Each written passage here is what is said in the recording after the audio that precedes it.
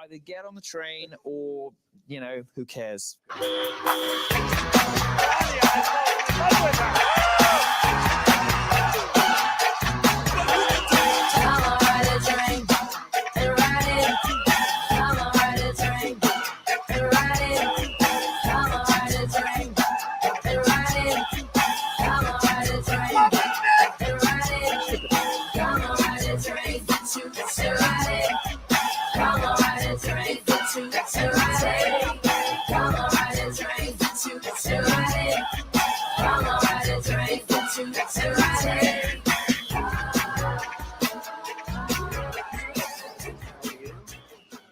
So what's your experience in front of the world? Well, I design, I do reefs, I do all types of decorations. And you like this building? Yes, Okay. I do. So here's what I'm going to do. There's the man. Stand right over here. If we can make a good deal in the salary, she's going to probably have a job, okay? All right, good. Have a good time. Thank you, sweetie. Thank you. Good. Thank you. So nice. Down south, yo, we play this game. It's them Quad City DJs and yo, we call it the train. So if you wanna ride the thing, just come on down the train. We gonna round, Lord, this jump on board. So get your next to kid, your sister and your friend, pack up that. Ride on this. You need to stop thinking and come on with me. I wanna take you home with me, to be alone with me. And I can see you wanna hide it. Just keep riding, and please don't knock it until you ride it. So to all of you girls, you know I'm calling your name. Michelle, Tamika, and Tanya wanna ride this train. Come on, ride this train. And ride it. Come on, ride this train. And ride it. Come on, ride this train. And ride it. Come on, ride this train. And ride it. Come on, it's a choo-choo. Come on, it's a choo-choo train. Come on, it's a choo-choo. Come on, it's a choo-choo train. If you feel like dancing, well, come on, it's up to you. We got the sound to keep it getting downtown. The train is coming through.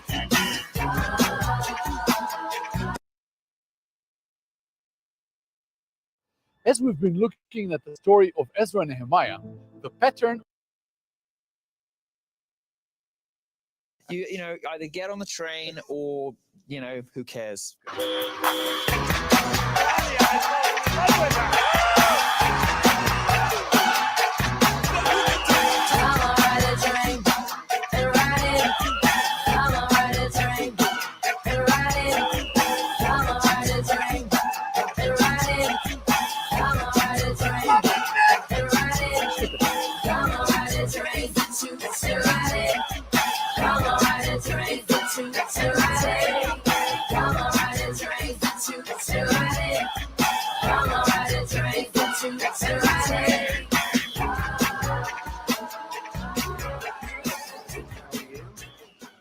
So what's your experience in front of the world?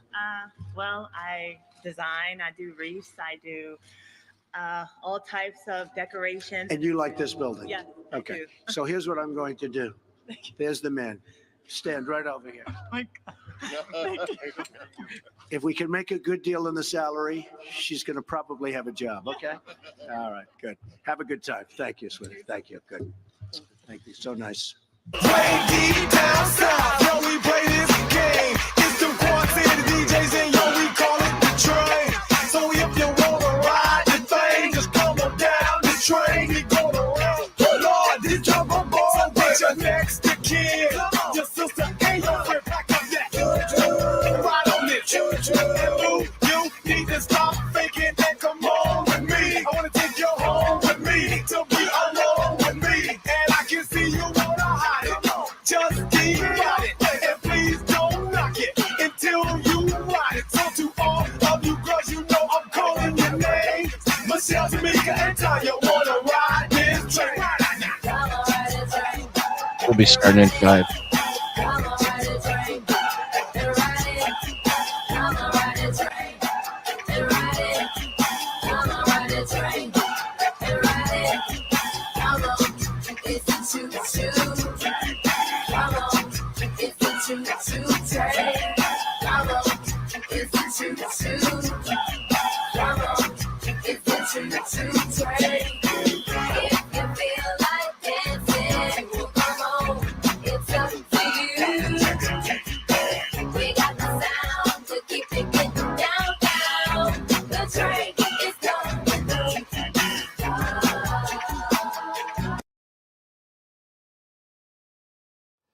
Ezra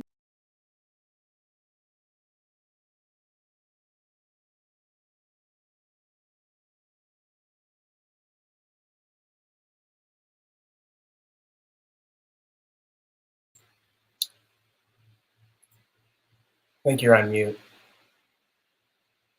Okay, now I'm no longer on mute. Thank you. So, hey, we are in section 3 of Philosophy 101, which is the section that introduces us to the philosophy of theology, the question of the existence of God.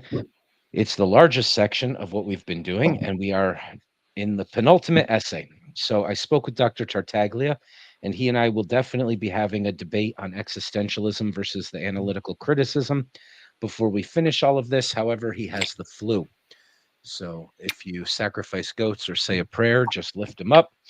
And but before we leave this section, we will be having that debate. In the meantime, we're going to look at the second to last essay in this section before we move on to ethics or metaphysics or whatever the next section is that we're going to do. Now, let me turn a light on.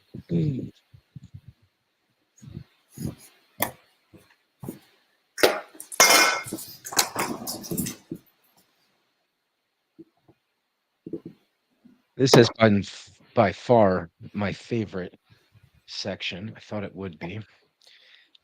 And shut that off.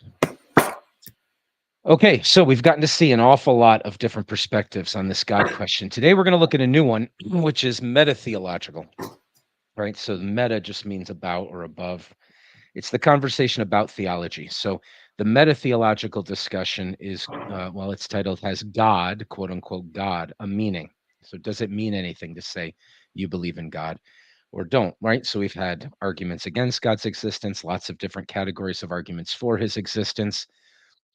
We had, as Savad pointed out last time, a very William Jamesian approach of dissecting the whole arguments for and against, and saying that it's undecidable, and then moving forward philosophically. That's the one we just finished.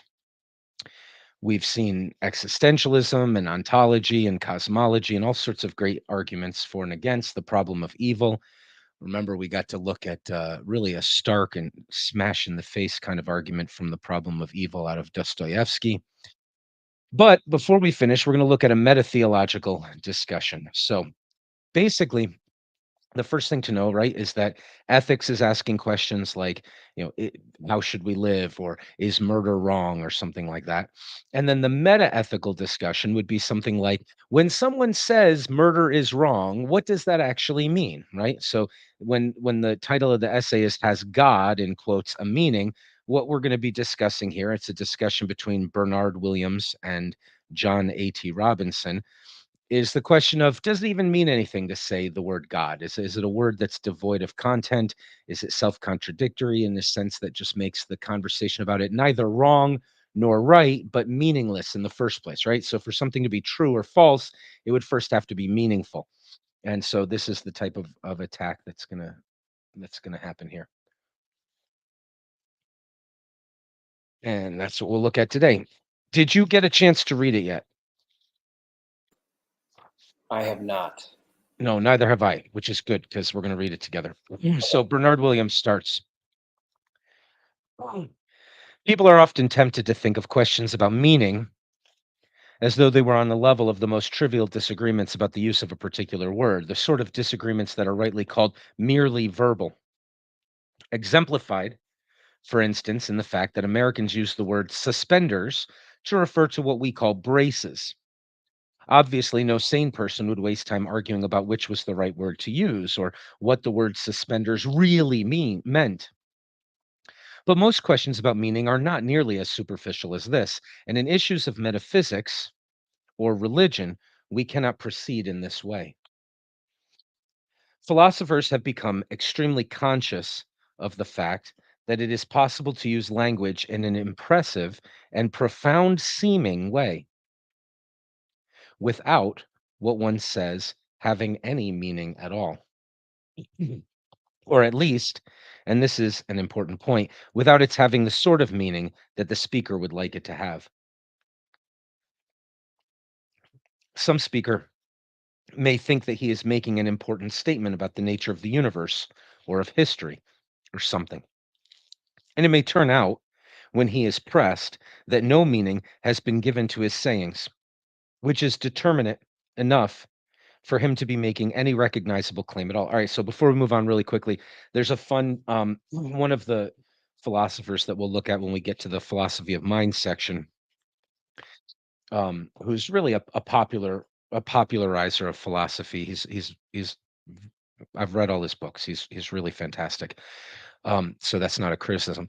Is Daniel Dennett, and one of the things he does is he invents a lot of terms. And one of the terms he invented, some of them catch on, some of them don't. One of the terms he invented is deepity. So a deepity is something that sounds really profound, but actually is meaningless. And the way you get a deepity, this is just a side note, but since he's talking about things not actually having meaning, even though they seem profound, thought I'd throw it out there. The way you get a deepity is you say something that is ambiguous enough that it has two meanings or two interpretations. One is trivial and obviously true, and the other one is really profound if it were true, but is actually false. Something like love is just a word. Well, the word love is just a word. That's true, but it's trivial. It's like saying the word chair is just a chair, right? But to say love is just a word is wrong. It sounds really profound and you think it's true because of the trivial version. But whatever love is, even if it's just biochemistry or whatever, it's not a word. It's the word is pointing at something else.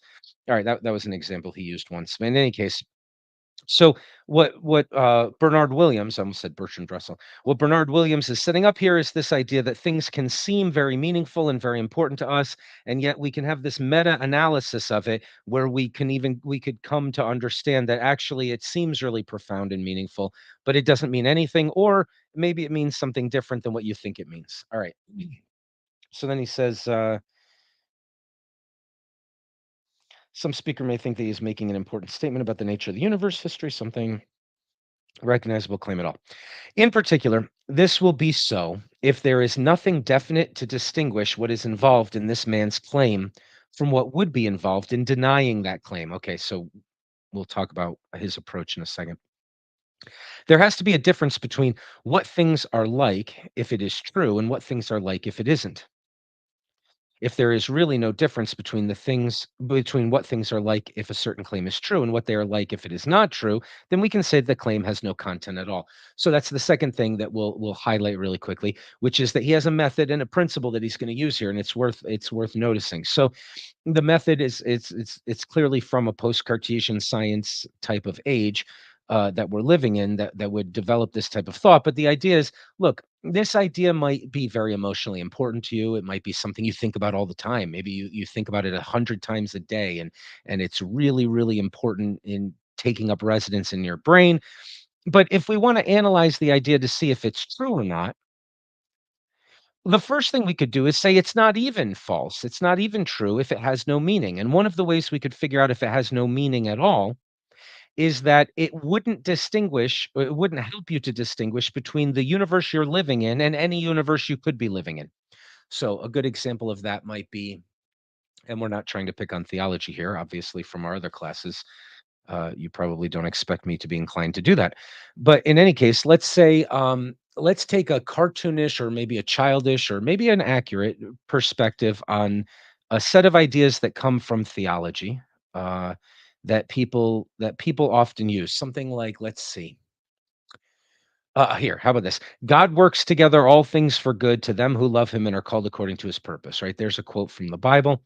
And so often Christians will say, well, the Lord works all things together for good. So something bad happens and you say, it's all a part of the bigger plan, is essentially what you're saying when you say the Lord works all things together for good. Okay. And then you say, we're living in a fallen world. All right. So now I've got two categories. My ideas have two categories. So, God is good and everything's going to be good. And in the end, it's all for a good purpose. But we're living in a fallen world where there's evil. And so some things are not really a part of his plan there, or they're a part of his bigger plan, but they're, not something he approves of. And so here's the point. The point is that if those are the two ideas that you use and you put everything in one of those two baskets, right? You say, well, those two things are always true no matter what happens.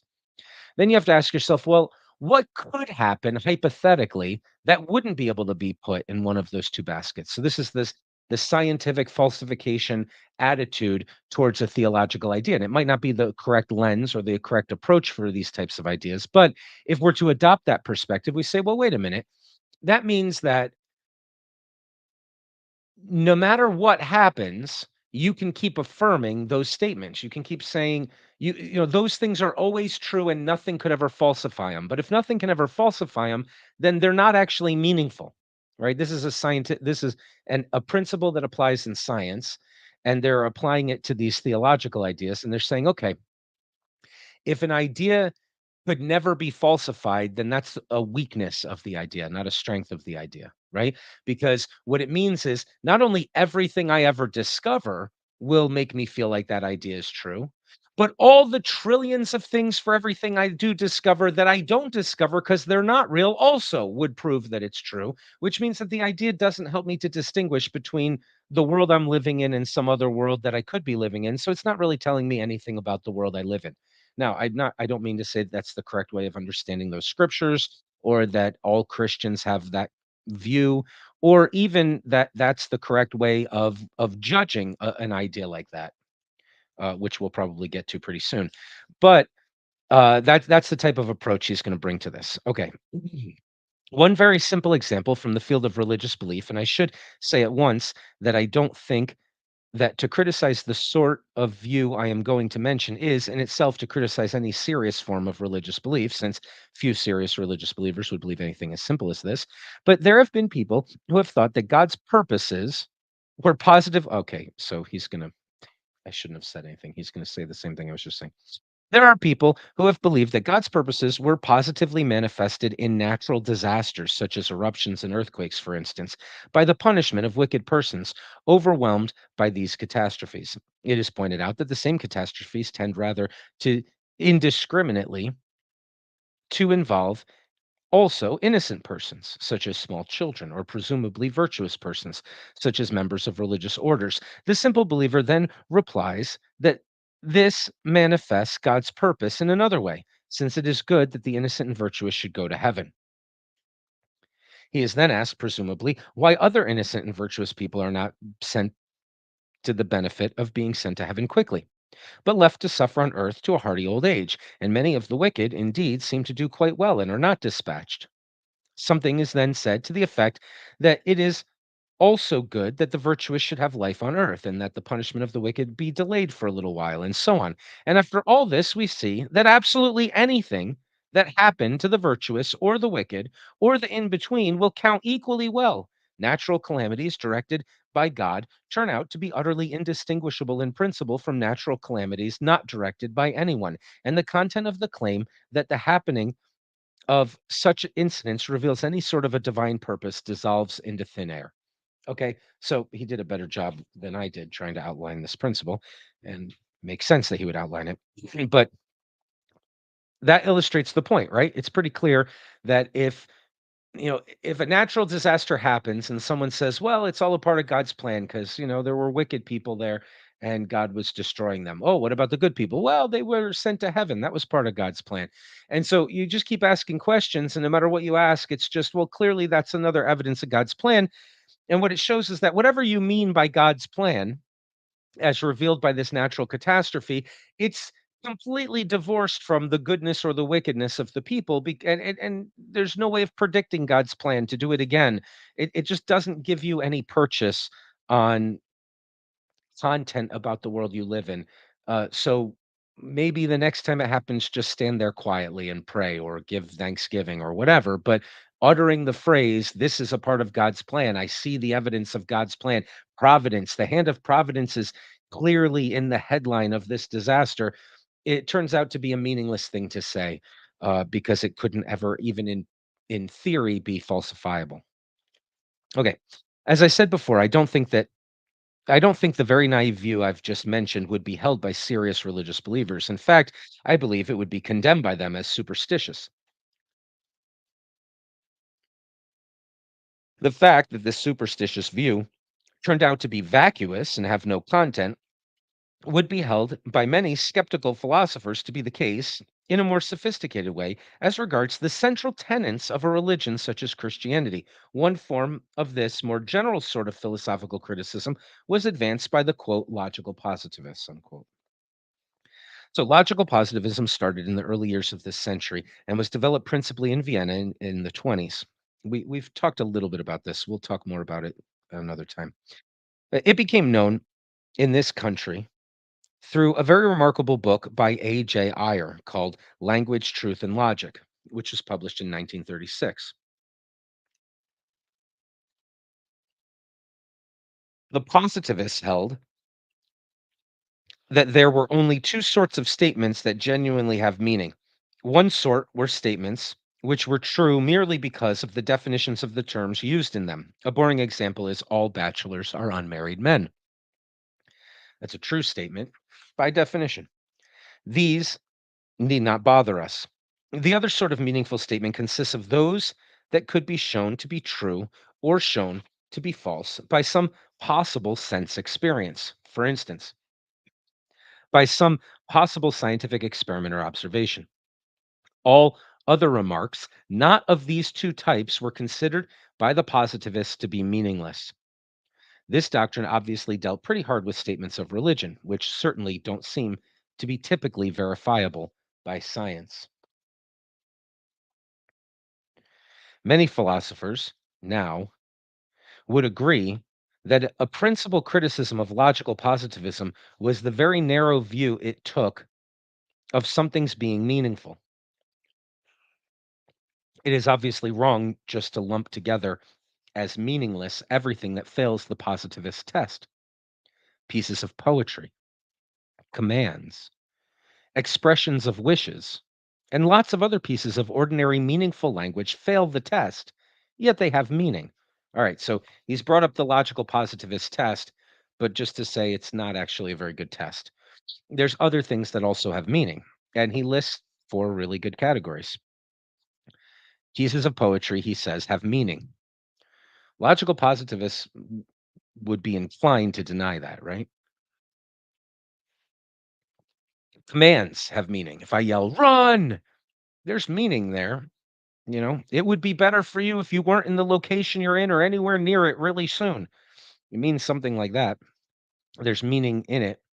Expressions of wishes. Oh, I wish I had $1 million. Well, that means something. Lots of other pieces of ordinary, meaningful language fail this test, and yet they obviously have meaning. The positivist challenge has helped to make philosophers more conscious of different sorts of meaning. While this is so, I do not think that the positivist position in an essential respect is just to be dismissed. For even if it overlooked a lot of kinds of meaning, it seems to me at least roughly right about one central sort of meaning, the sort of meaning which belongs to statements which one can claim to be true or false. This point can be made in terms of belief. That to believe is to believe something. And if there's something that one believes, one ought to be able to say in some way, if not in the very narrow sense, in the narrow term of sense experience, what the difference is between what one believes being true and what one believes not being true.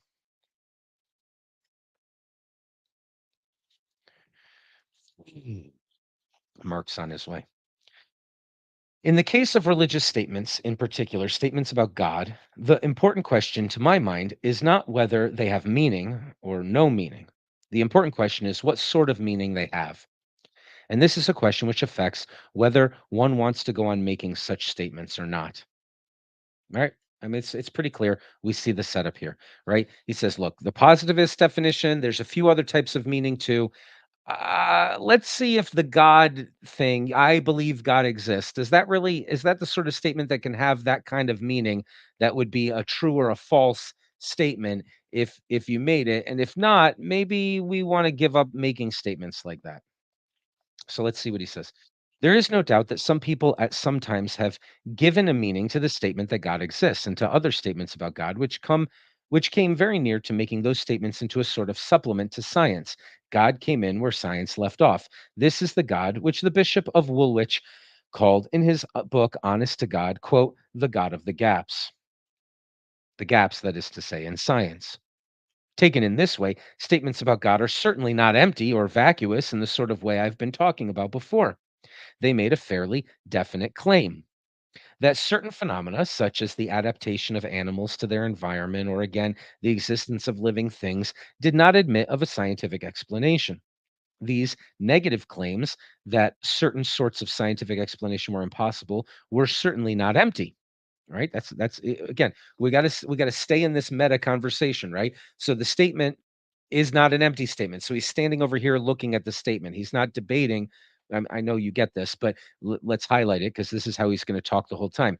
He's not debating whether or not God is the source of how nature took its present form of biodiversity, or whether or not there is a scientific explanation. He's saying, here's a statement that the scientific explanation doesn't exist and can't exist for something like that, and that he's stepping back and saying that statement that you just made has meaning. Right? That means something. You mean that we're lacking an explanation. There's a gap. There's something real in the world, and we can't explain how it is the way it is. And then he says some theologians are saying, well, that's where God exists in those gaps. Okay. They made a fairly definite claim that certain phenomena, such as the adaptation, these negative claims are not empty. The trouble was that they have turned out to be false, since such scientific explanations are forthcoming, and there is every sign that they will go on being forthcoming. So, if that was the sort of thing meant by religious statements, if that was the sort of meaning they had, they would have been written off as a hopeful bet against science, which science won. At this point, some modern theologian may come along and say something like this: I agree that the attempts to make God fill in holes in science is hopeless. The existence of God is not a hypothesis supplementary to science and never should have been regarded as such. I also think the theologian may justly add that these sorts of arguments do a disservice to religion by making God into an abstract or scientific object instead of something living concern to people. Quote, Christianity is about people caring. It essentially involves taking a series of attitudes to the world, to personal relationships, to society. When someone says he is a Christian and that he believes in God, it is such an attitude that he declares. His statements of his religion are not meaningless. They have just this meaning, that the speaker declares such an attitude to life, unquote. It's not clear who he's quoting there. This modern theologian I have made up. Oh, so he's just putting words into a hypothetical theologian's mouth. Okay. This modern theologian I have made up is at best a composite figure. He is probably a caricature, but the tone is familiar. And my reply to him is this: if that is what Christian remarks mean, and only that, then people should stop making them. The Christian vocabulary is unnecessary. If you want to say, I care about personal relationships, we have a very good English sentence for saying that, which does not mention God, namely the sentence, I care about personal relationships. What is worse, the Christian vocabulary is, for the purpose you give it, actively misleading. For it is quite obvious that historically the claims of Christianity have not just been ways of expressing certain attitudes to the world and to other people. They have been taken to be, if true, very important truths, which give reasons for having those attitudes towards personal relationships and so on. To represent the words of Christianity as merely expressing these essentially secular attitudes is, in fact, to have given the thing up while retaining the vocabulary. It may be objected that I am engaging in the old skeptics game of insisting that Christianity be represented in the most conservative and implausible forms so that I go on disbelieving it.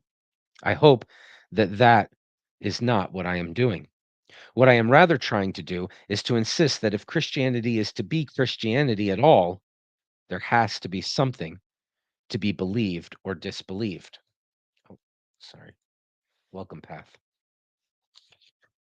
All right, we're having a metatheological discussion. Hey, good to have you back. We're having a metatheological discussion about whether or not the statement "I believe in God" even means anything to begin with, right? So, we're gonna see what this guy has to say. Um, I insist that if Christianity is to be Christianity at all, there has to be something to be believed or disbelieved, and that this has to be something over and above a mere belief about the secular order. Christianity is a religion which is very historically articulate. One knows a good deal about what has been believed at different stages of its development.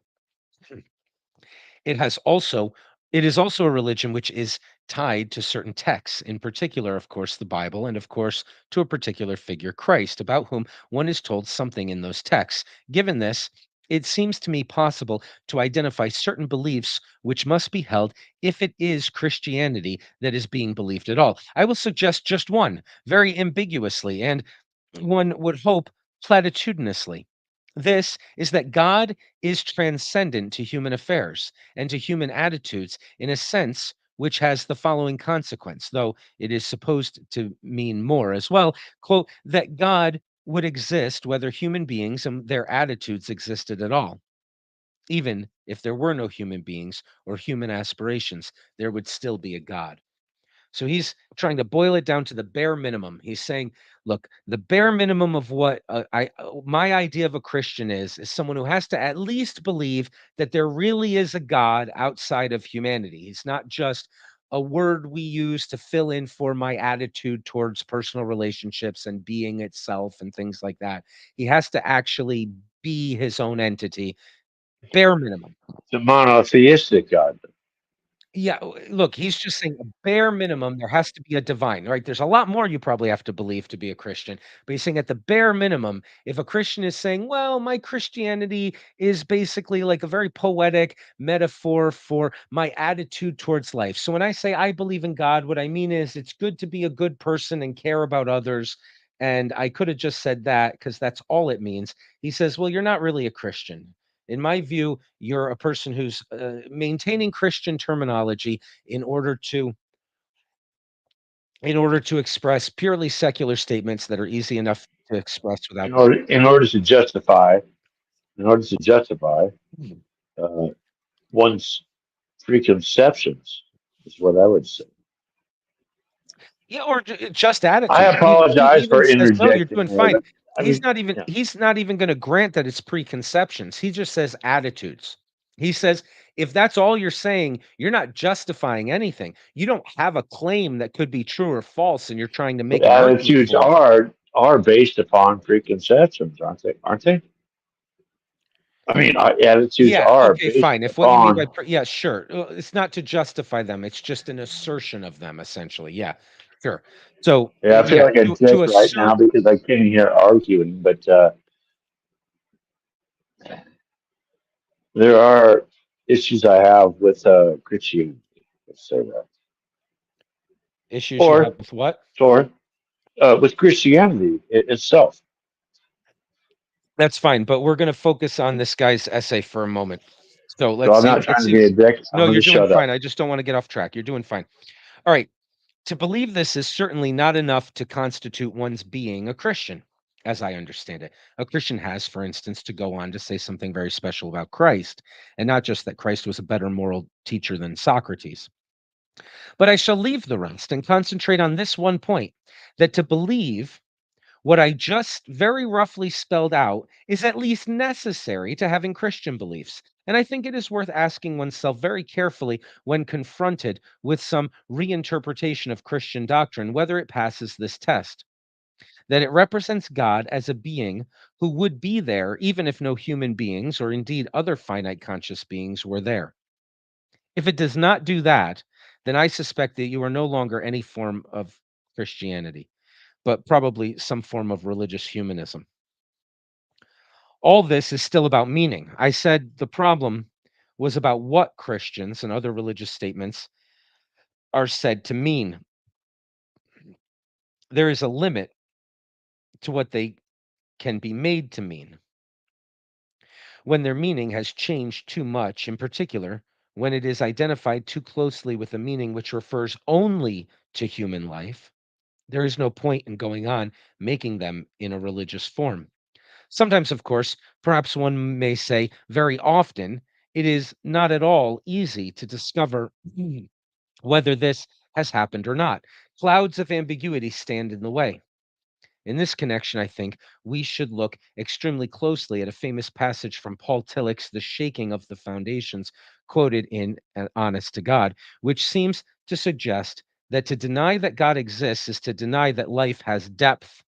All right, before we go on to that quote really quickly, is any of this reminding you of something we read in the last essay? Namely, the thing that he made an analogy to. Here we go. Now you're back. The thing he made an analogy to in the last essay regarding the problem of other minds.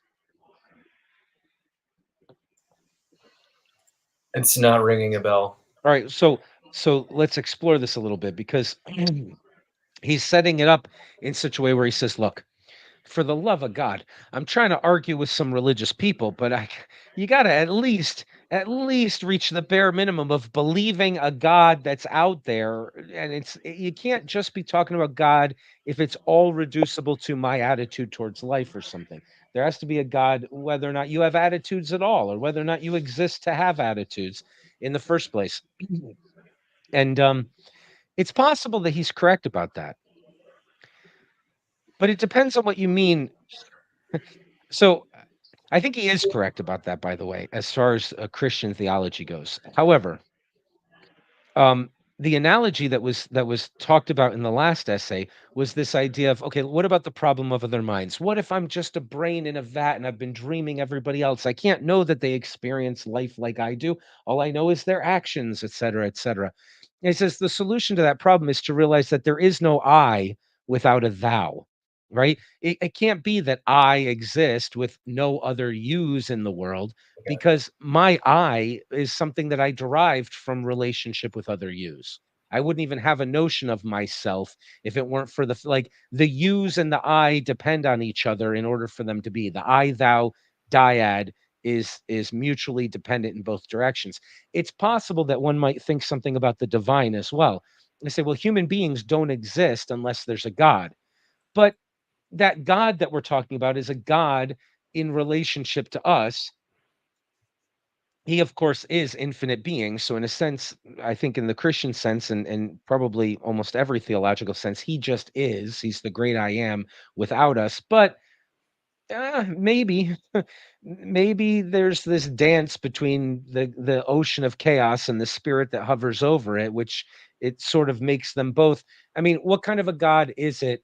Is it the same God that you normally praise and worship, religious people, if he has no relationship with anyone else and doesn't? I mean, how can he love? I thought you said God is love. There can't be love if there's only one thing, right? So maybe this guy is right in saying, well, there has to be a God even if there were no people, but maybe not. Maybe there's another theological approach that says um, the necessity of God and his creation are sort of tied together.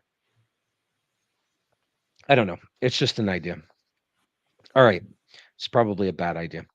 All right. So in this connection, he brings up Paul Tillich, and Tillich says, the name of this infinite and inexhaustible depth and ground of all being is God. That depth is what the word God means. And if that word has not much meaning for you, translate it and speak to the depths of your life, of the source of your being, of your ultimate concern, of what you take seriously without any reservation. Perhaps in order to do so, you must forget everything traditional that you have learned about God, perhaps even the word itself. For if you know that God means depth, you know much about him. You cannot then call yourself an atheist or unbeliever, for you cannot think or say life has no depth, life is shallow. Being life is surface only. If you could say this in complete seriousness, you would be an atheist, but otherwise you are not. He who knows about depth knows about God.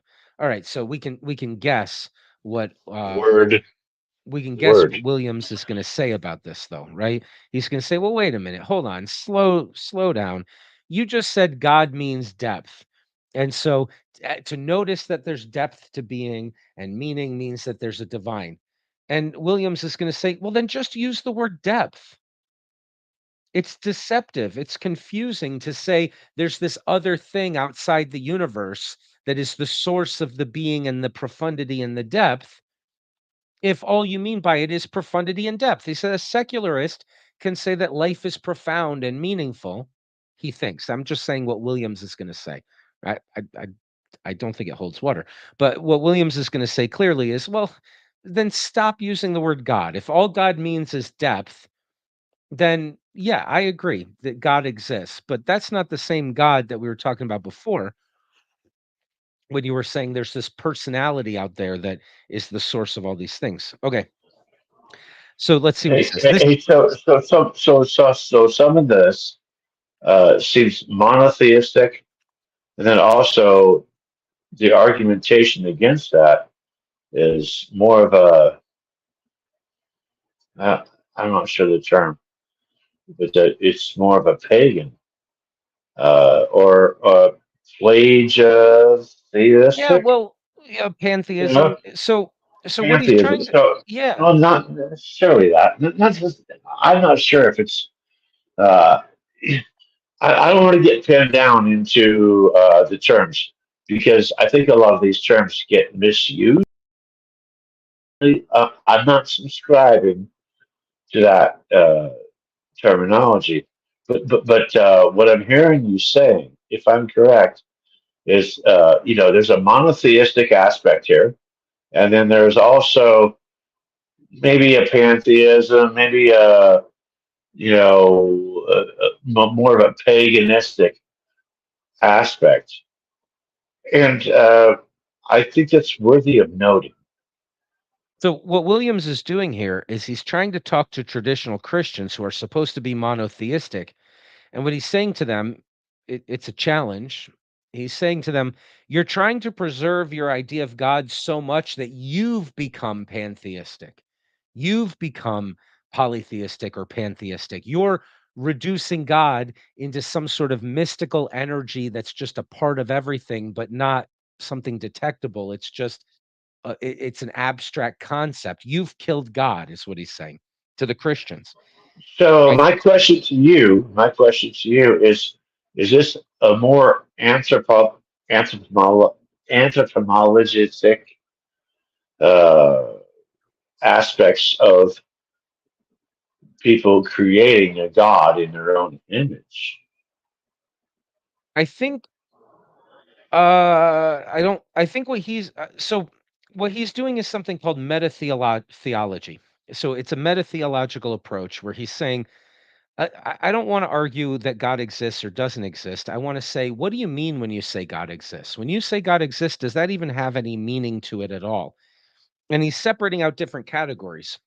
He's saying, look, something that even the serious religious people don't believe anymore because they think of it as superstition is they think when I say God exists, I mean, he's going to hit you with a bolt of lightning if you make him upset, right? That's a real God. He's really there and he's doing things and you can see that. And he says, look, nobody really, um, nobody believes that it's meaningful to say that every time a bolt of lightning strikes, you can see the providence of God, because every time it doesn't strike, you see it. And every time it strikes a wicked person, you see it. And every time it strikes a righteous person, you see it. And so it just doesn't have any meaning. And he says, okay, so if that's not the type of belief that you have, what type of belief do you have? Well, maybe you have the type of belief that says God is another word for profundity or depth or seriousness, or maybe it's my attitude towards life is that I should be I should be grateful for all things or something like that. And he says, well, if that's the type of faith that you have, he's trying to say you're just a pantheist, but you're not a Christian. You're not a monotheist. You don't actually believe a God exists apart from your attitudes. God is an expression of the attitudes that you have, right? You could easily, he says, use secular language and say, So I it is anthrop.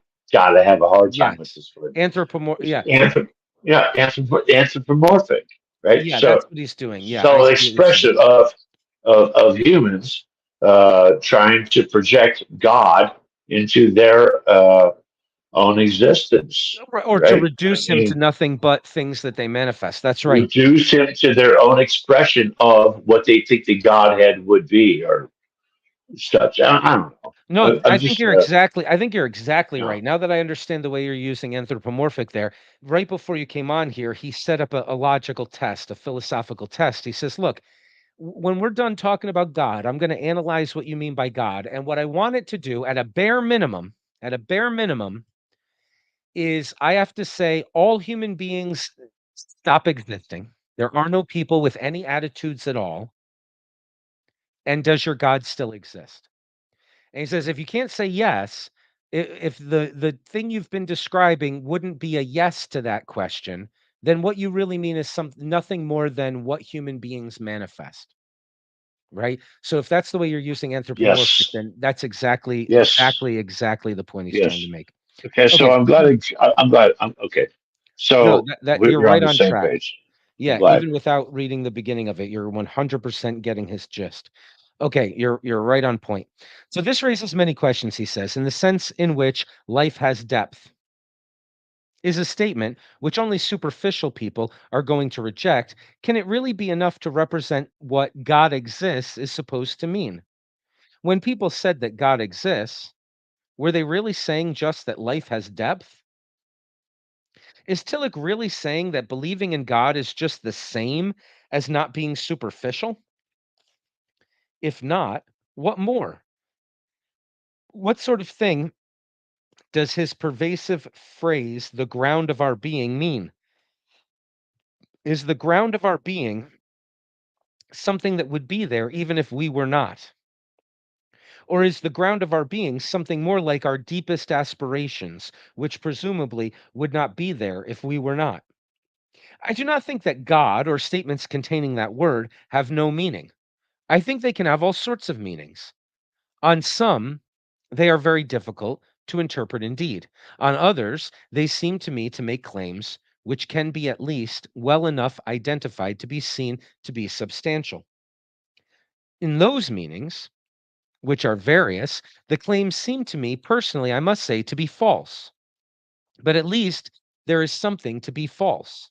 There is something there to be false, and something to be disbelieved. In yet other meanings that are given to them, they say nothing, or too little, or something of the wrong sort, representing, for instance, merely some human aspiration. Then there is nothing to be false, nothing to disbelieve. But when that is so, there is nothing to be true, nothing to be believed either. Okay, so that's his little burst, and now we're going to get a response from Robinson. But before we go on to that, let's pause there. And Robinson's response is going to be just about the same length as Bernard Williams's. So he's saying exactly what Path was talking about. He's saying, look, lots of things are said about God. They seem to fall into two categories for me. Claims that I would say are the right kind of claim to make if you want to say you're a believer and you're actually talking about something of content when you say you believe something. Those are things like God makes the sun rise, or God is the source of life because we don't have a scientific explanation for abiogenesis. And so, we can trace evolution might make life diverse, but we don't know how it got here in the first place. God is the source of that, or something like that. And he says, okay, those sorts of claims I think are false, right? You used to say God is the source of horses and God is the source of sunflowers, but now we understand evolution. So it was really a God of the gaps. And now there's still some gaps in science. So your God is just in those other gaps. But it's just a promissory note from science. I think science will get an explanation at some point, and then where will your God be? Or when you say God exists there, you're really just betting against science, and I think it's a bad bet. Something like that. So those sorts of statements, he says, that's the kind of statement that you should make if you want to be a believer. But then there's another sort of statement that religiously serious people make, which he says doesn't mean anything. It doesn't actually mean anything. What it means, or rather, the kind of meaning it has, is the sort of meaning that would be expressed if you stood up in the middle of a theater when a play was going on and you booed one of the performers. Boo! Right? That doesn't mean anything except I don't like what I'm seeing right now. Right? It's an expression of your attitude. And maybe it's an expression of saying, I hope others will agree with me on this attitude or something like that, but it doesn't mean anything more than that, right? You haven't said, hey, that actor did a very bad job portraying that character or something like that. You're just saying, boo, I don't want to hear that line or whatever. What it means can be expressed in terms other than the booing itself. And he's saying those sorts of religious statements, which are made more and more by the more serious religious people, he thinks you don't argue against that. And you should likewise stop making statements like that because you're not actually affirming something that's true about the world or even could be true about the world. You're making noises, and you're making noises of praise or protest, of expressing your attitude or something like that. And that's fine. That has meaning. It's fine to have an attitude and to tell us what it is, but it isn't something that you could provide an argument for or that we should agree with or disagree with. It's just Uh, it's would you not mind about anything. hey, would you mind defining attitude? Because I Yeah, so don't for think him, I mean, it's we're going only to talking be about his clear to me. perspective here, right? So this isn't my idea, but for him, attitude is he's using examples in attitude. So attitude is a category that would include something like, I think it's better to live life in gratitude for all things. So that's a fine statement. That's a statement about something, about the way you should live, right? But when you say God exists, and I say, what do you mean by that? And you say, well, the source of all being is something I must be in relationship with and giving gratitude towards. He said, well, what does that mean? Well, what that means is that the proper orientation of myself towards the rest of being should be one of gratitude. Okay. So when you say you believe in God, what you mean is I live grateful for all things. And Williams's response to that is, why don't you just say, I live grateful for all things?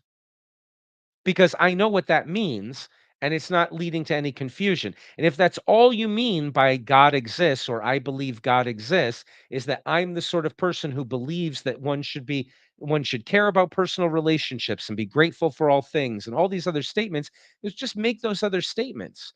That's perfectly fine English sentences that have content and are secular. They don't require anybody to believe in anything supernatural. And you haven't even asserted anything about something supernatural because you told me what you meant by I believe in God or I believe God exists is nothing more than here's the attitude I have and that I wish others would have also. Well, why not just say that? He says. So it's based on expectation of other people uh, having the same expectation Well, now this and this the is a good attitude. point. Yeah, this is a good point. This comes up a lot in meta ethical and meta theological meta discussions. Is that we're sometimes well, the non-cognitivists in the meta discussion will say, look, all you're saying here is I vote yay or nay or something like that, right? You're telling us your attitude because you're a social creature in a social milieu and you're trying to encourage others to think of that as a good attitude or hey, here's another one, I second the motion. That's really what you're saying. You're saying me too. I'm also on the team that believes this is the right attitude to have or something like that. It's like, well, you could just talk about the right attitudes to have and why they're good. But if that's all you mean by God is something reducible to those sorts of things, you're not actually claiming something exists outside of humanity. If there were no humans, there'd be no human attitudes. And so you would have no content anymore. And he says, no, no, no. If you want to say that you believe in God, it has to be the sort of God that would exist even if no humans existed and no humans had attitudes. And he says, well, there's two kinds of things you can say about God. Some are like that, but a lot of them are like this. They're nothing more than expressions of boo or yay or applause or something like that, where you say, I don't like this or I do like this or something like that. I That's have your a attitude. question. Yeah, go ahead. I'm not trying to be argumentary to you personally or anything like that, but some of these things seem to be like a monotheistic uh, concept of God or Godhead or Yahweh or you know Elohim, whatnot. Whereas a lot of the basis of these expressions of God I will say, is are based on Sumerian and pre-Torah and possibly Canaanite. I mean, literally, what the Torah is has said a lot of things about how they worship Baal or whatever. I'm not a scholar on these matters, but I do like to do some research, and I don't. When people talk about God, I see that they are expressing their own manifestations of uh, of what they want God to be. And listen, man, I'm having a hard time expressing myself right now and trying to, make my words clear. However, I think that all these things that I've said in the last minute are valid. People generally want to express things in a monotheistic realm, and as far as God goes, and I don't think that's been very beneficial to humanity. I don't think that.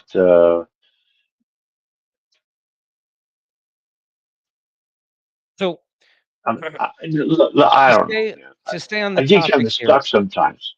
So to stay on the topic, because what we're reading here is just this very specific essay with this one meta-theological question of whether or not there's content in this theological statements. Let's expand it to the pantheon. Let's expand it to paganism and to things that are not monotheistic. If if Williams was living in ancient Greece, he would look around at the Athenians and he would say, "Listen, you're talking to me about Mount Olympus and you're talking to me about Zeus and Mars and Venus and all these deities and how they relate to each other in a hierarchy and how Zeus is on the throne and la di da di da. But when I ask you what you mean by that, I know there's a few simpletons out there who think that every time a bolt of lightning strikes, it's because Zeus is trying to kill someone against him or something like that. But when I ask him, he says, well, except that it's the greatest thing to be translated into the afterlife. And so maybe Zeus killed the good person for a good reason. I get that most of you don't think like that, but at least that person believes something or thinks he believes something that's external to just himself. He thinks there's a God out there throwing lightning bolts. If we analyze that enough, the reason why most of you don't think that is that you realize that it's actually devoid of content because it explains everything, which means it explains nothing. However, there are some of you out there who really do believe in the gods. You really seem to be making claims that, well, the gods explain the weather. Maybe not specific lightning bolts, and we're not going to be cartoonish about it, but the fact that there are bigger forces than us that we don't control, and the gods are sort of they're the origin of those types of things. Now, I think that's false, he would say. I think that if we study how wind patterns work and currents in the water and stuff, we'll figure out why all of the different meteorological things happen. So I think that's a false claim, but at least it's a claim that there's this sort of thing out there or set of things out there that are doing stuff like this.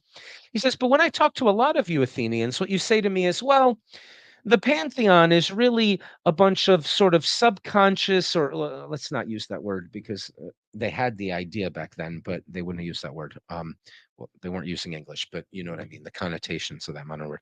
So what it really represents is different attitudes that people to lesser or greater degrees manifest and sort of are struggle with internally, and they kind of possess us at times. And it's not really that there are these deities out there in the world. It's more like humanity has the ability to be possessed by lust or to be possessed by rage, or and having those things in the proper hierarchy of order means that they're not causing trouble in the wrong areas, but they're useful in the places where their expression is proper, and la di da di da.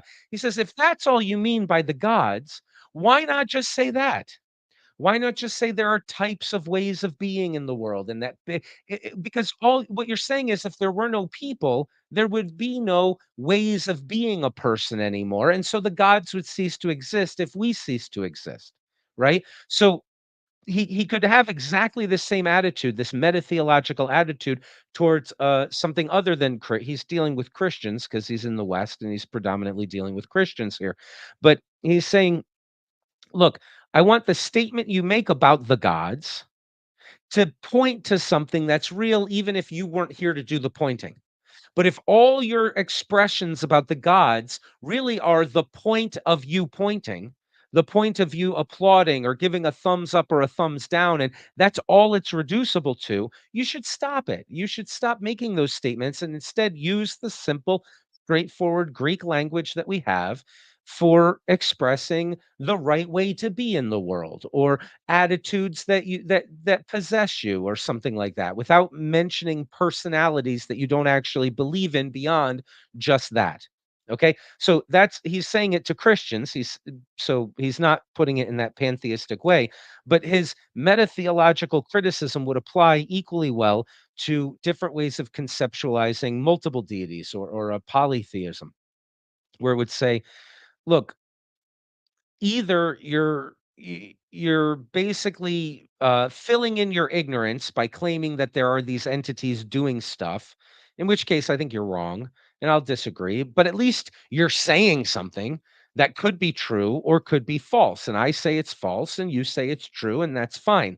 But a lot of you are not even doing that. You're not even making a statement that could be true or could be false. You're expressing your attitude, and you think you're talking about something outside yourself, but that's you being confused. It's not like you're trying to trick everybody, perhaps, but you're being tricked yourself by your use of language about the gods, because it seems to you and it seems to others that you're talking about something real in the world that's outside humanity. And I think that's the bare minimum of what you should have to talk about if you want to make claims of truth about divinity. And he So, says, so he's you're talking not. about preconceptions. No, man, I'm sorry for interrupting too He's much, talking but about the bare he's talking about his standard for the bare minimum of what you would need to believe about God in order for your he's belief to also speaking actually be about meaningful. preconceptions. Is he not talking about preconceptions? I don't know. How are you using the word preconceptions? Give me an example. Presuppositions about God and what God is, and how people uh, would interpret God as being. I'm having a hard time of Well, finding my I words. don't think he is exactly, because I think what he's saying is, imagine him standing in front of 1,000 people. He says, "Okay, you're all talking about God or the gods," and he says, "I'm going to separate you into categories. I'm not going to say you all have the same preconceptions. I'm going to say some of you are saying things like this, and some of you are saying things like that, and I'm going to analyze the statements that you're making. And before arguing about whether or not they're true or false, I'm going to take 90% of you and say you're not even making statements that could be true or could be false. You're making votes. You're saying I second that motion or something like that. You're saying things that mean something about But yourself." wouldn't that be a preconception? I don't know. I think of Wouldn't those preconceptions as ideas that you believe. wouldn't those statements that he's speaking about be preconceptions of No, no, God prob or probably in your when the way you use the word preconception, probably yes. The way I would use the word preconception, okay? no. He's talking about attitudes. He's talking um about liking or disliking things. I don't think of that as a preconception, but maybe you're using the word correctly and I'm not. But if what you mean by preconception is my vote that something is good or bad, then yes. But he would use the word attitude, and I think attitude's a fine word to use for it. He's saying, Well, let's define what you're saying, please. Um, well, let's smoke in a cigarette too. I can define Also, by the for way, me, a preconception means an idea that I believe that is probably used as a building block for other beliefs, but that I'm not questioning. so do you not agree that when people speak about God, they are using preconceptions? I think every time we talk about anything, we're using preconceptions. So if you ask me, is vanilla or chocolate So ice cream better? I don't start by telling you that vanilla is better because matter exists, and let me first prove that, and then build up to why I think vanilla is better than chocolate. So preconceptions are always there, but that's not, I don't think, his point.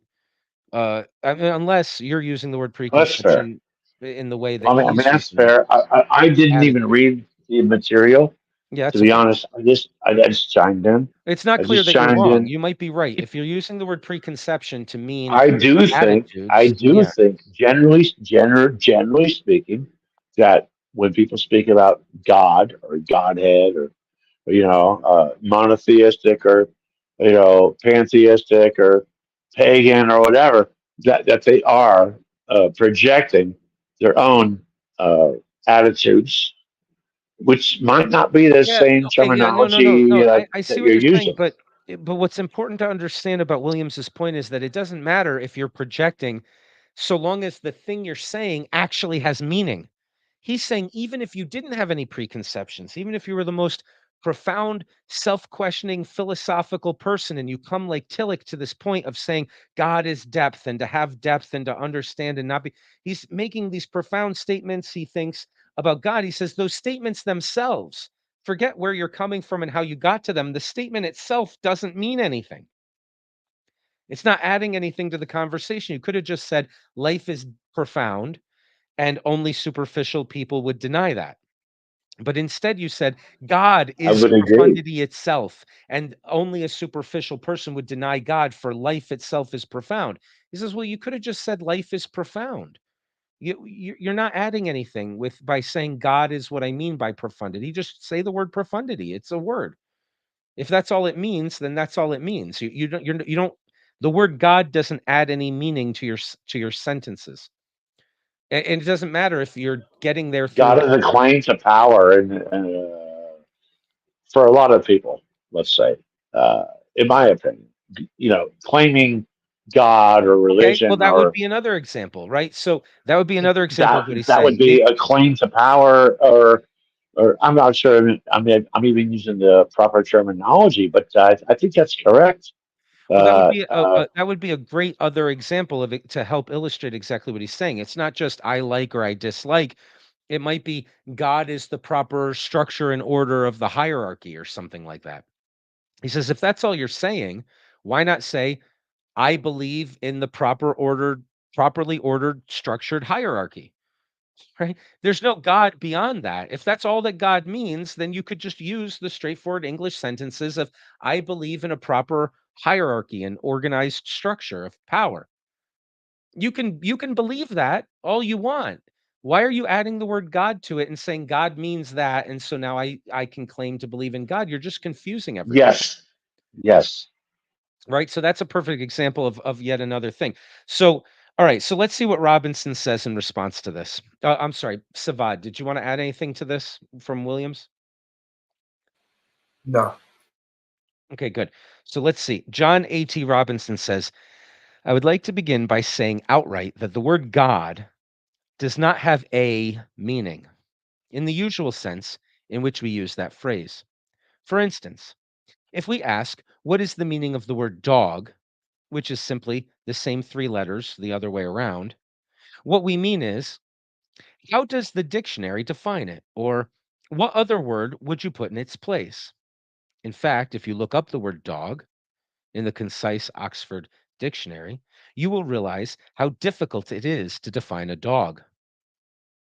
Quadruped, quadruped of many breeds, wild and domesticated, would be just as good a definition of cat.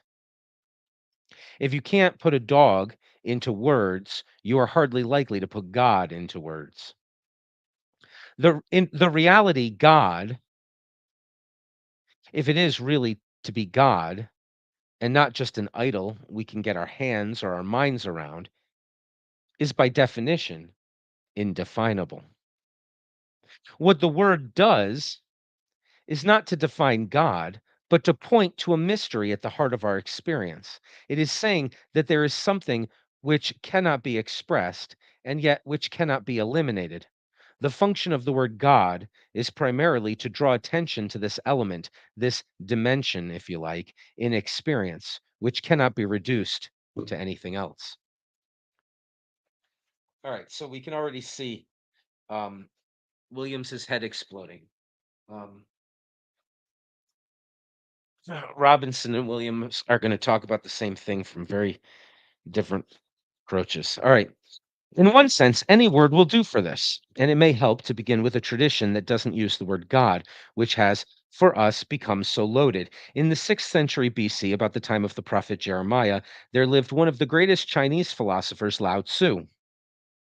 He was the founder of what we now call Taoism, so called because for him, the word Tao stood for this mystery at the center of reality.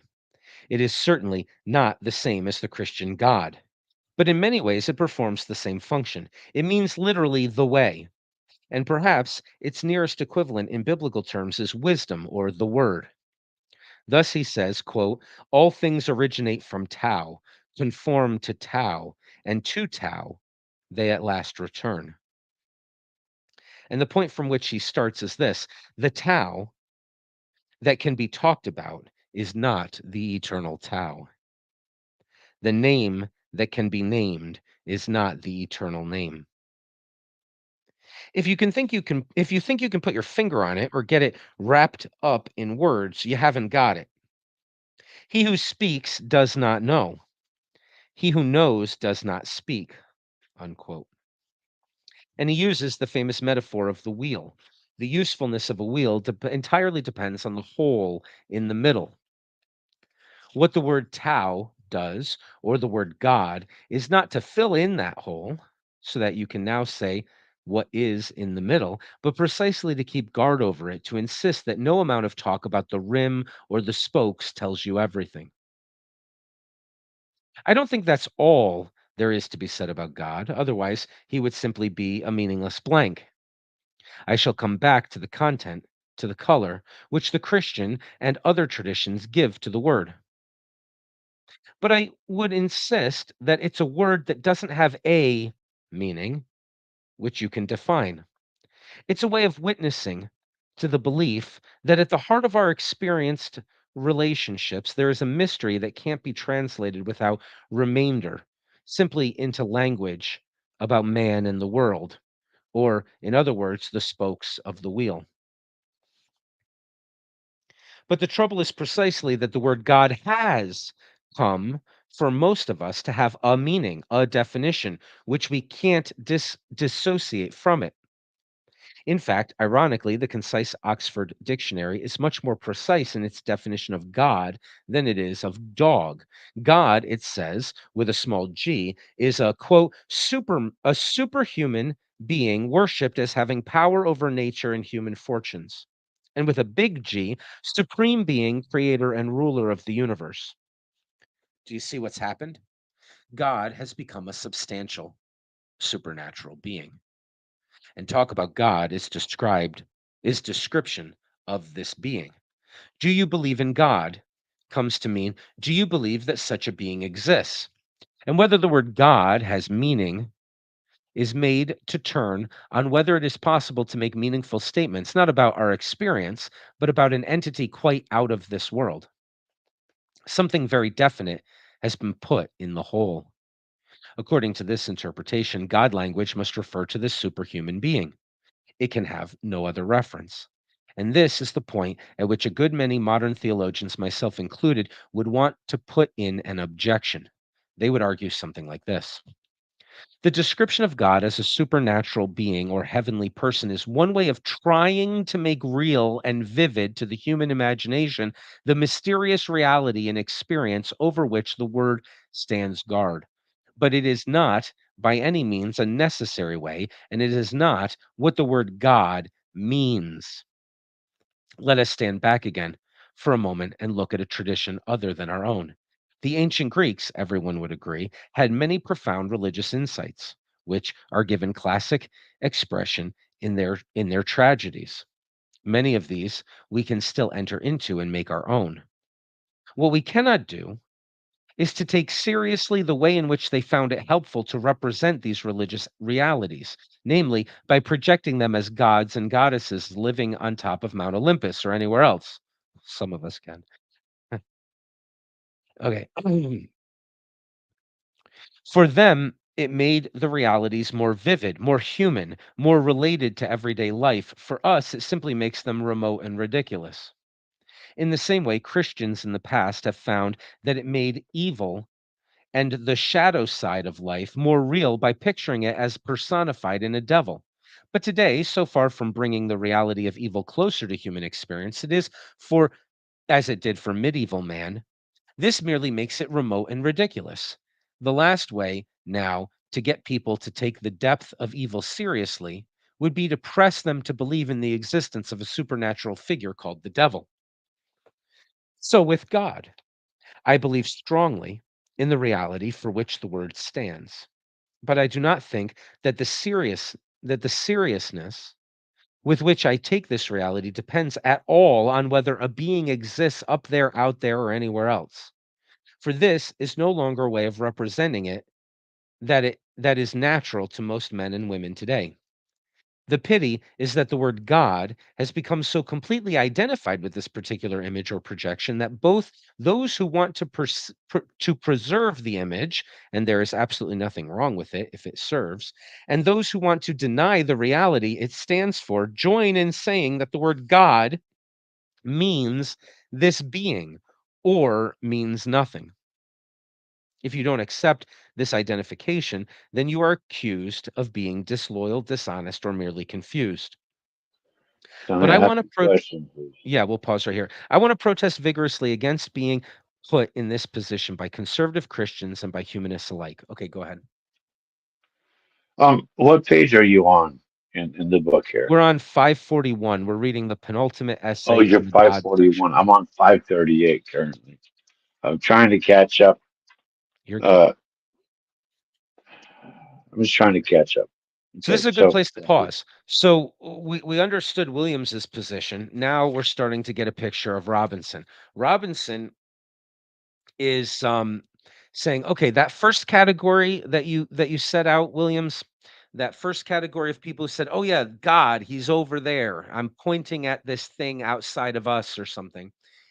I don't think that that exists. It's a fine image if it helps you to get closer to the reality that that thing was supposed to be an approximation of.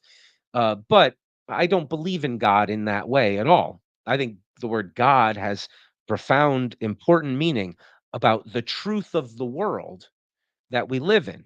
So, in a sense, it's still synthetic. It's still about things, right? I'm denying that I'm doing what you're saying, Williams, and just emoting. I'm just saying boo or yay to different things. I think I'm saying something about the world, right? When I use the word God. But I don't think he's in a location, even outside the world. I'm not pointing at a being. I'm saying you think that those are the only two categories is meaningless emoting or there's a real flesh and blood guy over there. Uh, What I want to say this is not what I want to say, but this is what Robinson is saying is that what he wants to say is that there's another category here that it can be synthetic. In other words, it can be about the world, what I'm saying when I say God exists, but not be the sort of thing that fits into either of those categories.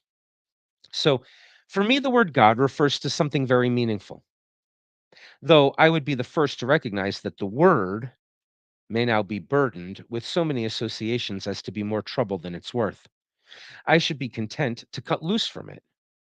It was St. Thomas Aquinas, perhaps the greatest theologian ever, who said, quote, wise people do not worry about names, unquote.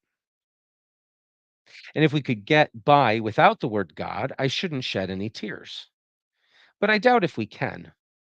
We need something to guard that hole, and I see no other single word to replace it. However, it's the reality that I'm concerned with, not the word. What is that reality? So he's going to tell us what it is he's saying about the world when he says God exists, when he points to God. What is it that God is pointing to? Remember, this is a meta theological discussion. So they're debating not whether or not it's true that God exists. They're saying, what do you mean when you say God exists, right? What does that statement even mean? He's saying, here's what I'm telling you it means. Now, it could be true, it could be false, but I'm going to tell you what it means for me. And I'm going to say there's no other word that takes the place of this in our language. And so I think we need to keep what you said, Williams, was we should give up the word because we've got other words for all the things we mean when we say God. He says, no, not me. When I say God, I mean something that this is the only word that you can use for it, for now at least. So let's see if that's going to hold water. Traditionally, language about God has described, as I have said, an invisible spiritual being existing in himself, quite outside of and apart from our experience. If this is the reference of the language, then I would agree with those modern philosophers who question whether we can ever make any meaningful statements about God. For is there any way of verifying them? Anything in our experience that would count for or against their truth? We might just as well be making statements about celestial mermaids. In reaction, some present day theologians have swung to the opposite extreme and said that God language is essentially a way of indicating what we hold to be of ultimate significance. It doesn't tell us about anything outside us, but it tells us a great deal about ourselves. It describes, as it were, what we should be prepared to go to the stake for, our life's commitment. To say, for instance, that Jesus is God is to say that for us, he is of final or decisive significance. Now, I would agree that this is an important part of what is involved in using God language. It is a way of expressing ultimate concern. If it didn't include this, if it didn't engage our whole being, then it wouldn't be about what is most real at all. This is a valid protest because so much talk about God is, in fact, about something or someone who only comes in, as it were, as a sort of long stop. It's not really talk about God at all. On the other hand, I would agree with Professor Williams that if God's statements are only statements about man, only ways of saying, for instance, that whatever accent of finality, oh, I'm sorry, for instance, with whatever accent of finality, I care about personal relationships, then there's no reason why we should ever use the word God. And those who argue like this would mostly draw the conclusion that you don't have to. You can, but if you prefer, you can express the same thing in other language. If this just means that you needn't be tied to the word God, fair enough. But if it means that language about God can be translated into language about man without remainder, then I would agree that you've really given up talking about the reality for which the word God has traditionally stood. All right, he's agreeing a lot with Williams. He's saying, look, you set up the problem perfectly, buddy. Um, if all we're doing when we talk about God is using a metaphor for things that are innately human, right? As Path used the word anthropomorphic, right? If all we're doing is stuff that's reducible to that, you're right. We're all atheists pretending we still believe something because we like the tradition of the language or something. I agree with you. But I don't think that's true. He's still teasing us, but he's gonna get to a point. He's promised to get to a point where he says, no, when I say God, I'm talking about something outside of us that's meaningful. It's about the world, but it's not that cartoon thing, and it's also not just a metaphor for something that's only human. I'd like to mention something, if you Yeah, don't mind. please. So, so the quotation here that he used, I care about. It's like it's the second sentence, or it's the second line on Yeah, I the know. left page of this Yeah, book. I care about So personal I care relationships. about personal relationships. Now, in my experience in Protestant American Christianity, what they always talk about is personal relationship with God as they project what they think God to be, which I think is Or maybe they have a it may. relationship with a real It, entity. I'm not saying that it's wrong. I'm Uh-huh. not. I'm not even casting judgment or anything. I'm just saying I think it's noteworthy, and I do think it ties back into the anthropomorphic nature of how we project God to be. Right. Whereas, in my opinion, well, I'm not going to get in my opinion. So Robinson and Williams both I think that. just They think that's think an interesting thing to take note of. Let's put it that way. I agree with you. We should take note of it. It's actually the main point of this conversation between the two of them, and they both agree. They both agree that if what you mean by God is it's important to care about personal relationships, then you should just say it's important to care about personal relationships. You should stop saying I believe in God.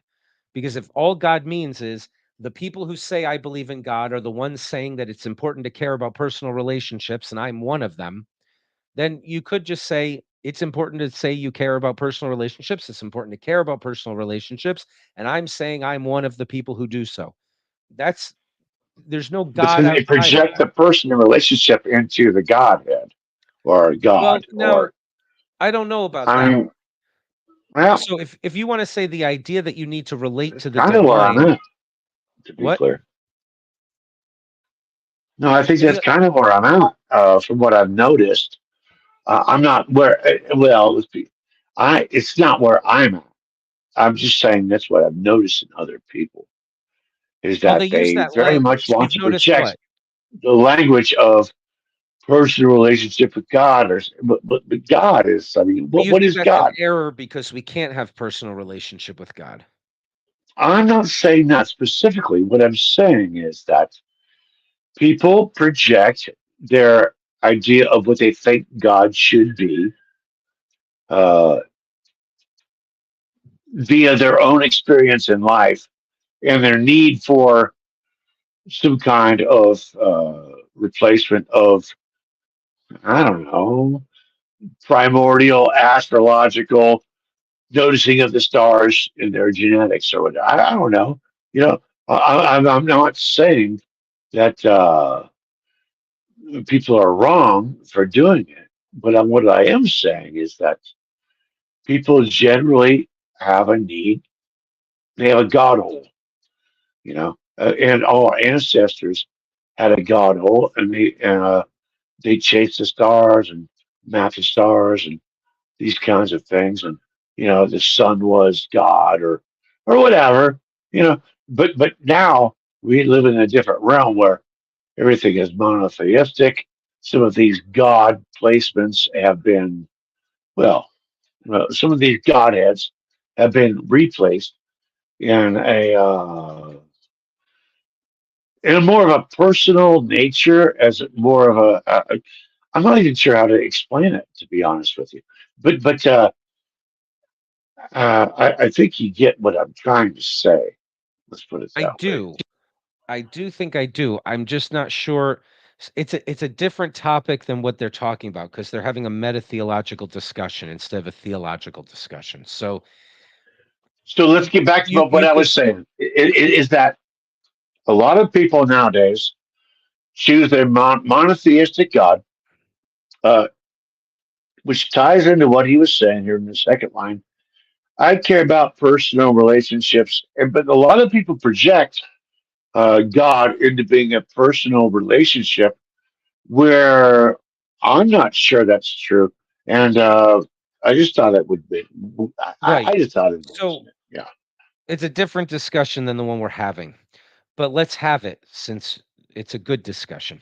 So you mentioned that everybody seems to have this God-shaped hole and that they're looking to have a relationship with God, and you said it's them projecting their need to have a relationship with him with something divine. Why why does that description make you think it's less likely that it's true that we're the sorts of creatures that should have a right relationship with the divine? The fact that we're all aching from not having a right relationship with the divine. Oh, I'm not saying that it's not true. I'm not saying it's not true. We, What I'm saying, I'm not saying it's not you true, said to be is you're clear. not sure it's true, so it's questionable, and that's fine. Well, I'm not But saying that it's not true because I think the way that we um, uh, envision God is generally anthropomorphic. I think that. Uh, Yeah, I but mean, I everything mean, we do is human. That yeah. everything we do is human. That's I'm not what even does that saying that mean? it's wrong. I'm not even saying that it's wrong. What I'm What saying are is you that saying? our definition of God is almost always wrong. Almost always wrong. And that is why That's got to be people true. engage in philosophy, and why people, you know, you know, grab snakes, or they speak in tongues, or they, get slain in the spirit, or they go to a rat temple in India. You know, people are always looking for uh, what God is, and they try to morph their existence into explanation of God, I would say. And you So could if we agree with quantify you, that into, well, you don't have to agree with me, but so what I mean, but then also there is a OSHA, slash, Bhagwan Sri Rajneesh, or so if we agree with you that there's lots of different ways of thinking about God and that they can't all be right and most of them are probably wrong, or at least at best they're all partial pictures of something or whatever, we can agree with all of that. But what if, while we were in the midst of having all these discussions of ways of thinking about God and whether or not we're just projecting and how we're coming to these ideas, what if somebody were to show up and say, all of you, every time you're talking about God, are either saying something about something that's real outside yourselves, in which case I think you're wrong, or you're really just saying something that's reducible to what you are, in which case what you're saying is meaningless. You're not talking about anything that's true or false. You're just emoting. If that was okay, the So that's the position of the meta theologian. That's the position Williams is having. He's interrupting your entire discussion. It's saying, yes, yes, yes, all of you, you're doing philosophy, you're doing theology, all these essays that we've just read, the entire course that we're going to start soon on the philosophy of theology that goes into more depth and has more things to read. All of that talk about God, yes, he exists, no, he doesn't exist. All of that stuff is really just you emoting. You're not actually making meaningful statements that could be true or false to begin with.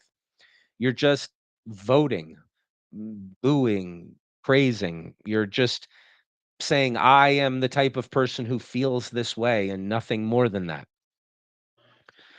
yeah, yeah. So So, I in think that, response to that, well, I think Bernard Williams. I think I agree with him a lot from what right, you're saying. so good. So he's made a strong case. Now, Robinson has not made a good argument yet against his position, but he's about to because he's trying to set it up. So first, he's agreeing with with Williams as much as he possibly can, and he does agree. I mean, I think it's sincere. I think he's saying, "Look, I think if all we mean by God is I think it's good to care about personal relationships, and I'm one of those who do so," or something like that, that we're just saying meaningless things. We're not making claims about the actual world, about there being a real God. But then he says, but I don't think that's all God means. It does mean that. And that's a pretty profound thing to mean, but it means at least that much, but it means more than that. And he still hasn't done it yet, but he's promising that he's going to tell us about a thing not just dependent on our existence, that's really there, that we really do need to relate to, or that could be true or false. So let's see if he can do that. For this reality has always been all right. So he says, I would agree that you've really given up talking about the reality for which the word God has traditionally stood, if that's all you mean. So for this reality has always been seen as that to which any human commitment and concern is simply response.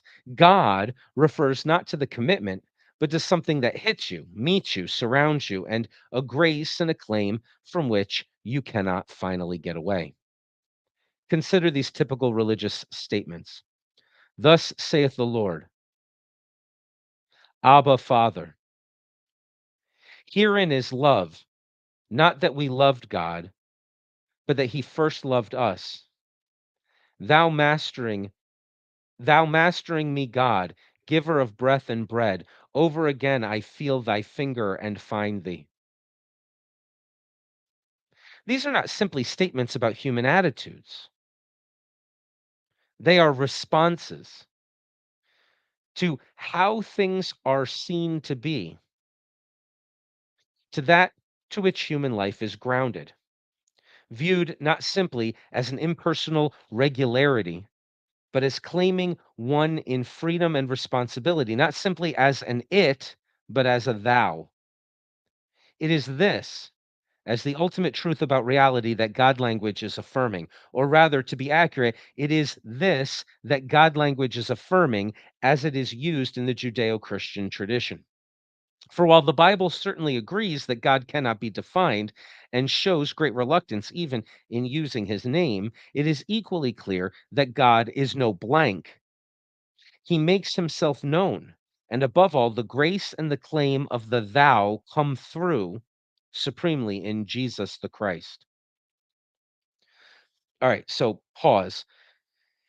The first thing he's claiming is that, look, there's an awful lot of important and profound things to say about God that really are in that second category of yours. That what they mean is my attitude towards the divine, my relationship with the cosmos, my orientation towards others, things like that. Those are really just reducible to the attitude I have. I could have just talked about those things perhaps, but I have those attitudes and those orientations because of an interaction with something outside myself that I'm calling the divine.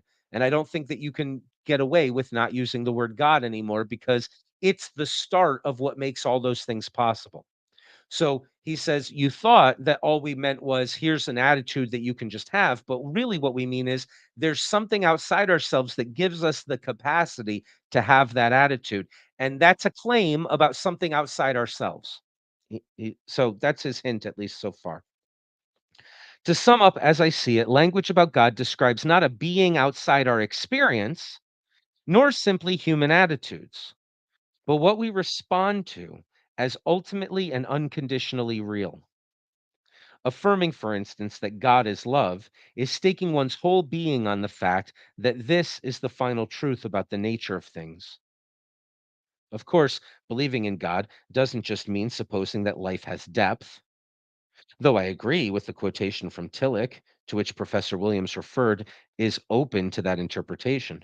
Of course, to take another point he raised, God's reality doesn't depend on us and our aspirations. Rather, our being is grounded in his. So he's doing a little bit more to try to explain that idea of the ground of all being, which Tillich had used, and which he says, look, maybe he didn't make it clear enough to you what he was talking about, but I'm going to try to flesh it out a bit. Let me try to make this clear by using an analogy, which is always a dangerous thing to do.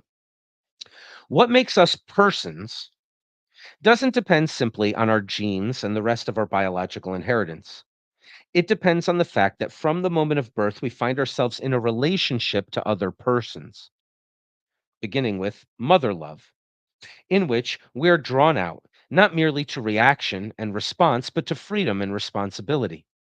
What the believer is saying is that such a relationship, such a love, is the element in which all things live and move and have their being. It is what draws the whole process of evolution onwards and upwards to its fulfillment in mind and spirit.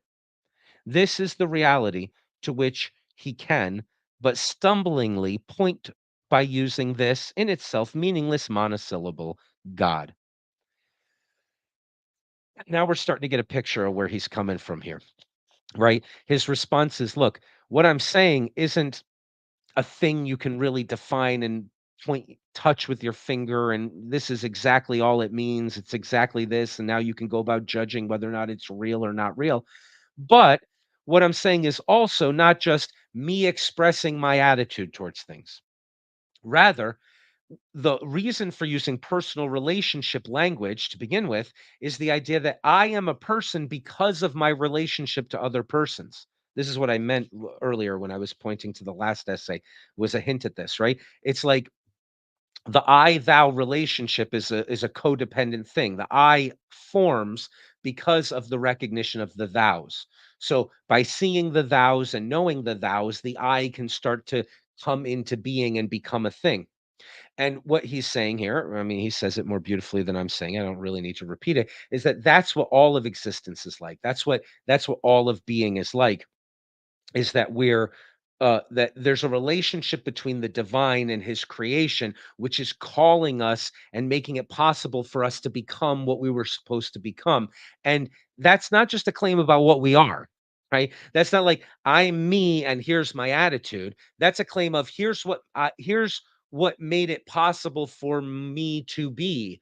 And it's in my wrestling with and relationship with this ultimate being that I am all that I've become and that I have the potential to become anything I can become, and that life itself on an evolutionary scale is drawn towards what its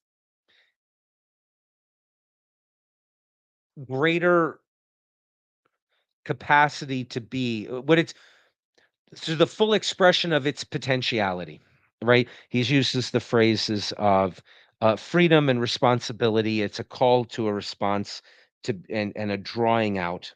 Okay. So finally, so he's saying that's a claim about something outside us, right? It's a claim that we're here, we were nothing, we're now here, we're going somewhere else. There's this love story thing that's happening between us and the thing that being in relationship with ultimate being is allowing us to go through the process of becoming what we are.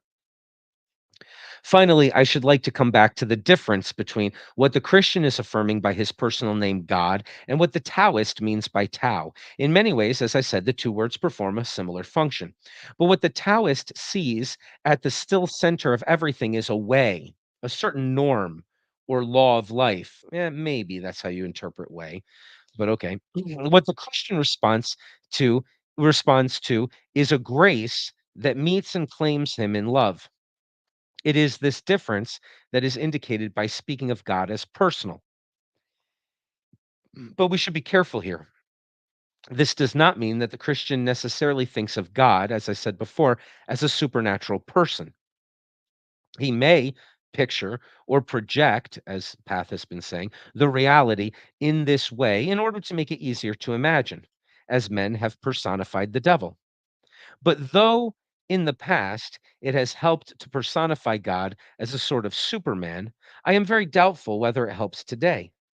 It just makes him incredible. What the Christian is affirming by using the word God is something about the relationship in which he finds himself to be held. In human terms, it is less misleading to describe it in personal language than in impersonal.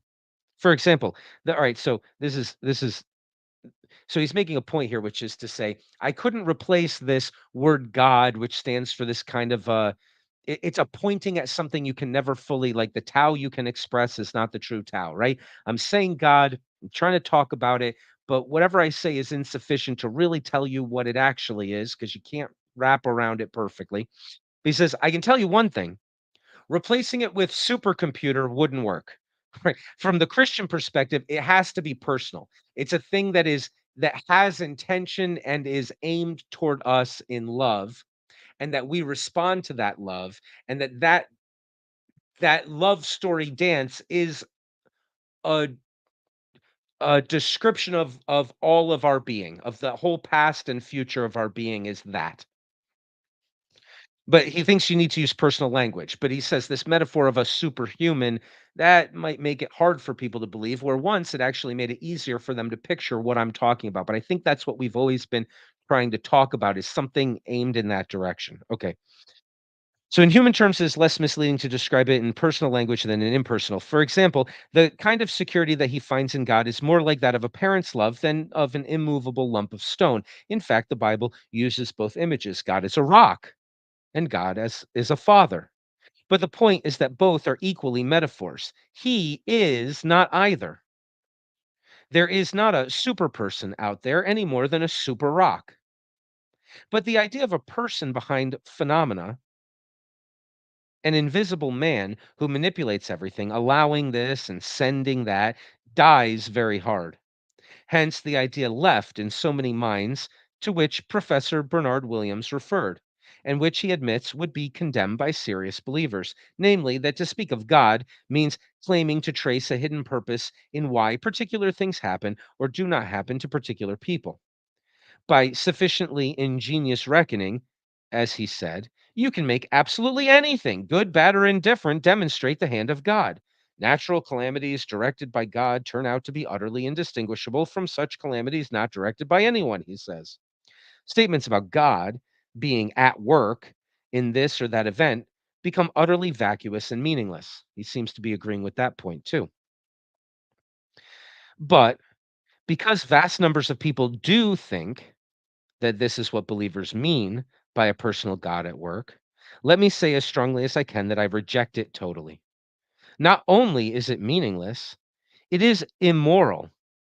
If God were a planner manipulating or at least privy to the Aberfan disaster, why didn't he evacuate the children first, as any human planner would? But this is not what I mean, or I hope any mature Christian means by providence. He doesn't see an invisible hand deliberately pulling strings. What he does say is that in everything, however purposeless, and there is no purpose or intention in the slipping of a coal tip, unless it be human negligence, that in everything, however loveless, there is a purpose and a love to be met and responded to from which nothing, not even death, can separate us. There is a reality deeper than tragedy, which can give meaning even to that which in itself is meaningless. Someone has said that the question of God is the question of whether. All right, so let's pause before we wrap this up. So we've seen him accept the two categories. We've seen him agree in rejecting as absurd the first category, which he just did in reverse order, and agree that if all there was the second category, that we should just admit we're all atheists now because all we're mean is just metaphors for human attitudes and things like that. But then he said, but there's a third thing that it could mean. And that third thing is something I can't really fully define for you because no one can, but I can point in that direction. And I can at least say that it's the sort of thing that's about something outside of just us. So he's passing the test. He's accepting as legitimate the test that Williams gives, and then he's trying to pass it. He's saying, your test is perfect. And Path brought up the same test. He's saying, no, no, no. If all people stopped existing and all human attitudes, therefore, stopped existing, whatever we were talking about by God has to still exist. It has to still be something there. Or we're just talking about human attitudes. And he says, no, I agree. That's a good test. I'm talking about something outside of all humans. If we were 6 billion years ago and no humans yet existed, the spirit of infinite being that has been in relationship with its creation to bring it about still existed. I'm talking about that. And the content of when I use the word God, it's pointing at that. That's outside of us. It's not a simplistic cartoonish thing that I'm pointing at, which you could say, well, he says, not only do I agree that that's meaningless because it doesn't help you to distinguish between the world you live in and any other world, I think it would be immoral to believe in a God who's like, hey, let me make the Columbine shooting happen, and then I'll pull the strings over here, and this earthquake will kill everybody over here. It's like, if that, like, what he says, it would be evil to believe in a God like that and to praise him. He says, I'm not talking about But that. even then, you're projecting your own expectations of God uh, Oh, sure, sure. upon upon the Godhead, or I mean, it's all Well, projection, right? you're right, except Let's say, for instance, that God created, the wolf who preys upon the sheep. I'm not obviously I'm not trying to condone Columbine or anything like that. no, I agree with Uh, you. but the concept of God, people want to personalize and anthropomorphize, Mhm. God, and but the thing is, God created the whole universe, which has what, comets and asteroids and suns that are blowing up and going supernova, and it literally doesn't care about you. And I mean, some people would say, some people would say that the universe does not care about you, and I'm not one to be one uh, black and white. Like whether one way is going truth or the other way is going truth. What I am saying is that a lot of everything that I've ever heard, I will say this, definitively, is that everything I've ever heard about God is from the perspective of a human. And Everything and you've ever heard about physics is from the perspective of a human. true, although a lot of that is mathematical and Everything you've heard about um, mathematics is from the perspective of a human. well, that's true. But I think that you are in this argument, you are um, trying to take away from what I'm trying to say. What I'm trying to say is that there is no mathematics in the concept of God unless you're doing geometric, wah wah stuff. Uh, you know, some kind of some geometric mathematics, which is fine. I mean, I appreciate that as well. However, almost every time, let's put it that way, almost every time people are speaking about God, they are projecting from their expectational standpoint. And expectation is the mother of resentment, in my opinion.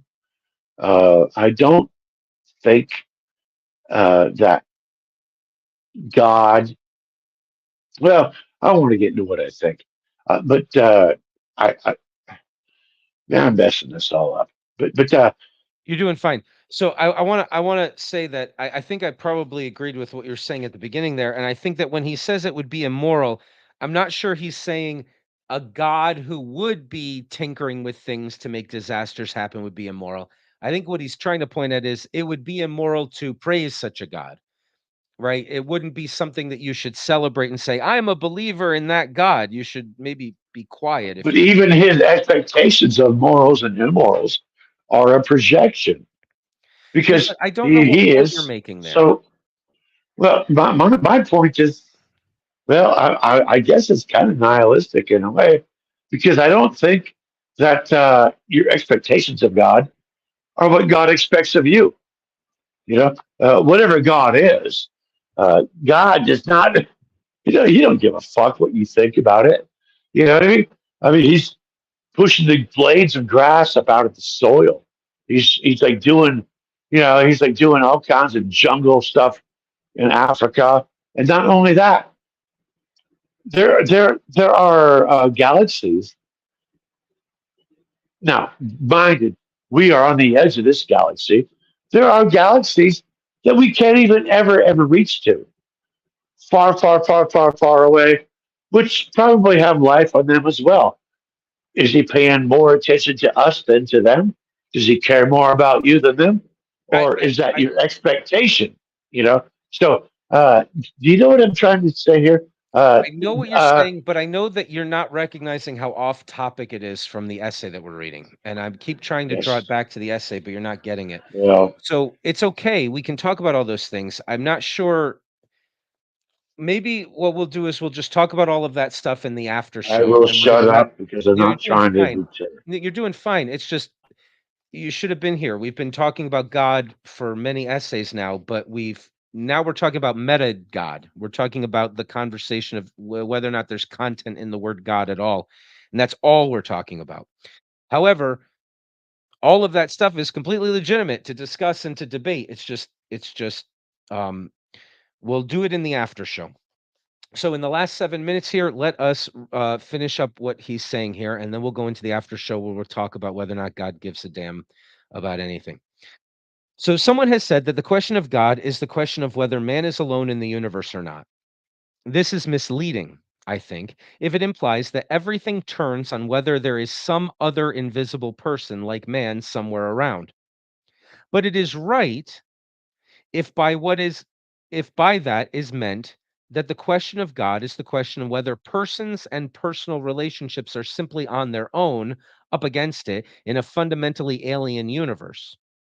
For to believe in God is to affirm that at the heart of things, as the most real thing in the world, is a love and a purpose to which persons and personal relationships are, so far, the highest response. This is the way the grain of the universe runs. So you actually set up a perfect segue for how he's going to end this, because as a good Christian theologian, he's going to end it with a powerful gospel message of some sort. So he's actually, I should apologize because everything you said actually led up perfectly into how he wants to end this, which will lead us perfectly into the after discussion of whether or not Well, thank you. God gives a I damn. wasn't trying to So be. you're doing great. So from a physics perspective, right, you might say, well, we're in this grand big universe and there's all these stars and all this stuff. Why would God care about, why should we even care about this little dust mote and blah, blah, blah. That's one perspective. But from this theological perspective, relationship and consciousness are at the center of things. And as far as we know, human beings are the best developed, highest response of relational, personal, conscious entities. Then let's see how much the number of stars compares in order of magnitude to the number of connections of neurons in your brain before we're so sure that, maybe the universe of dead matter has to be that big just to compete with what's going on inside your skull. And maybe if you were God outside the universe, you'd be more interested in the persons you can relate to than into all of the dead rock stuff. Anyway, he's saying that that's an open debate there, right? It's not settled just because we can ask in our modern scientific attitude, oh, what matters? We're on the edge of, we're 30,000 light years from galactic central point on the edge of some silly little insignificant, obscure galaxy that's on a collision course with another galaxy and is going to strike it within 5 billion years. And that's at the outskirts of the dark matter and dark energy where 1% like, okay, fine. We can have that perspective, but it's not the only perspective available. And it's not clear that there's much of an argument for the superiority of that perspective that would force us to those types of conclusions.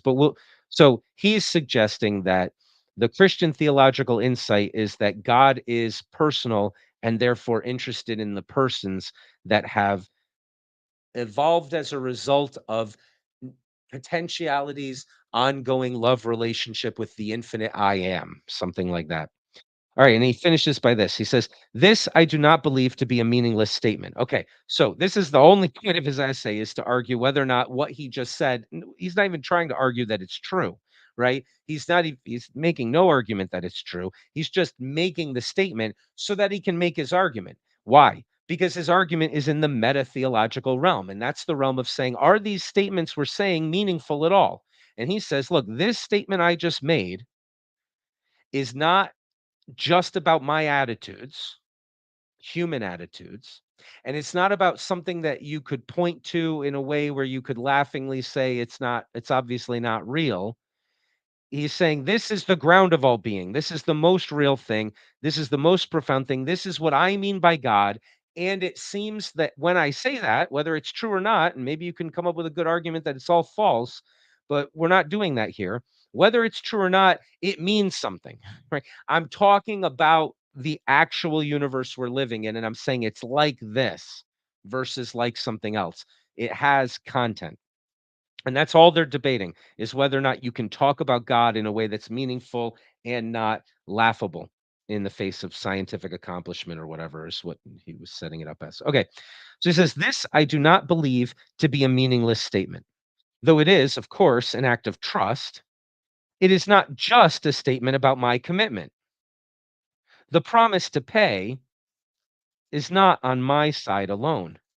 It is an affirmation about how things are, defined and vindicated for me in what I see in Christ, including all that has led up to him and all that has followed from him.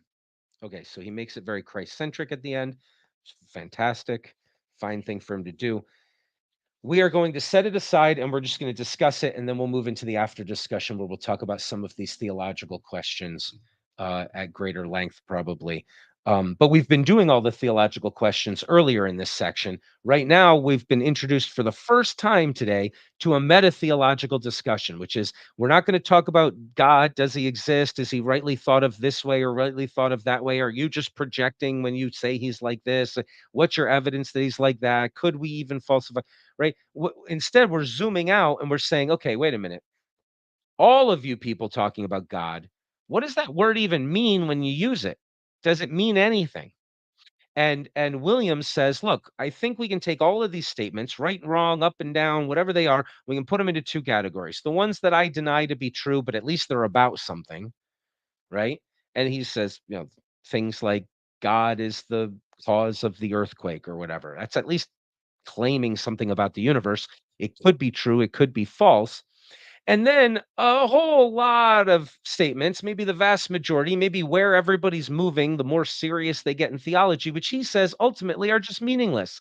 They reduce to something, nothing more than God is what I mean by depth. Well, why not just say depth, right? That's his point, is that God is my attitude of gratitude towards all being. Well, why not just say I have a grateful attitude towards being and be off, stop talking about why posit that there's a thing out there if all you're talking about is that? And what the respondent says is he says, well, that second category, if that's all it meant, then I agree with you. It does mean all of that. It's a faith position, it's an attitude, it's all of those things because it's relational. But that's the me part of the relationship. But there is a thou part of the relationship. There's actually an entity out there, and and I'm making a claim about it and saying if it's not real, I have nothing to relate to. If it's not real, me saying I believe or have a certain attitude means nothing. And you're right, but I think it is real. And I'm going to talk about it in a way So that it's I a think is not selfish laughable. claim. It's a It's a selfish what? claim. Why It's a is it selfish selfish? claim What's selfish about that? because it predicates the aspect of God upon a selfish narrative that it is an expectation of God. It's an expectation of God. So it is somewhat selfish, in my opinion. It's an expectation of God. What do you mean? You're expecting Well, God to give you things? I think that a lot of the things that are being spoken about, yeah, there are an expectation of God well, I mean, if you're talking about Christ or whatever, what are you expecting? You're expecting salvation or forgiveness. If you're talking about God in more of a Buddhistic manner, I'm not a Buddhist, so correct me if I'm wrong. But even in that manner, it's going to be more uh, less personal. Uh, However, you are going to picture God in more of a material kind of um, you are going to want to extract yourself from God in a way. If and I could be incorrect, Would that's that fine. still be selfish or would that be not selfish? Yes, absolutely selfish.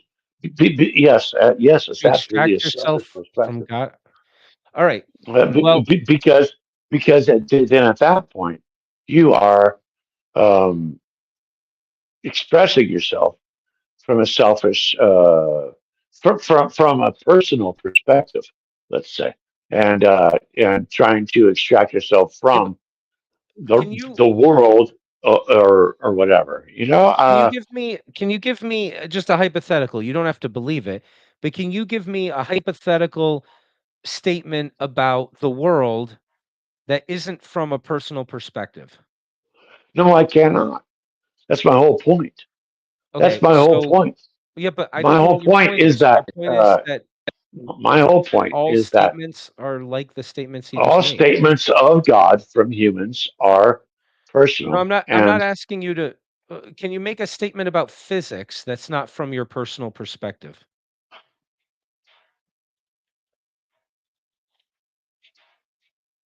I feel like you just switched the conversation on me. No, I'm trying to figure out why you feel it's a No, it's not a feeling. w- It's something w- I've I no, noticed. I'm I'm I'm trying to figure out why it seems to you a worthwhile thing to point out that you've noticed that people talk from their personal perspective. Can you tell me something about your house that's not from your personal perspective? You're on mute. You got to unmute. Yeah, so I think everything that anyone says is from a personal perspective. Right. So I So don't know I'm why not going to get trapped into this. I I'm I not don't trying to think you're trap you. I'm trying to trying to trap get you me. to think. I don't think you're trying to trap me. However, I don't believe that anyone who speaks about God isn't speaking from a personal perspective. And I think it's very interesting.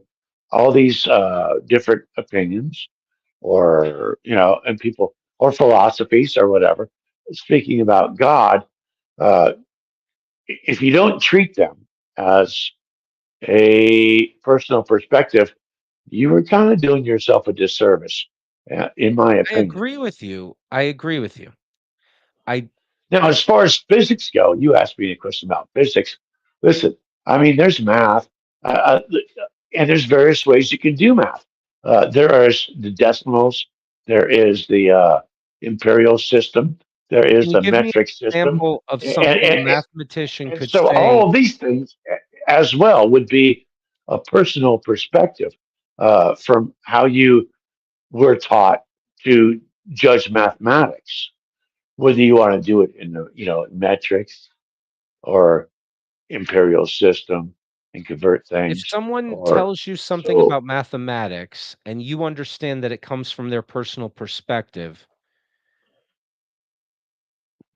Well, mathematics is probably, well, some people would say that it would be uh, an aspect of God, because God could be explained in a mathematical context according to some people.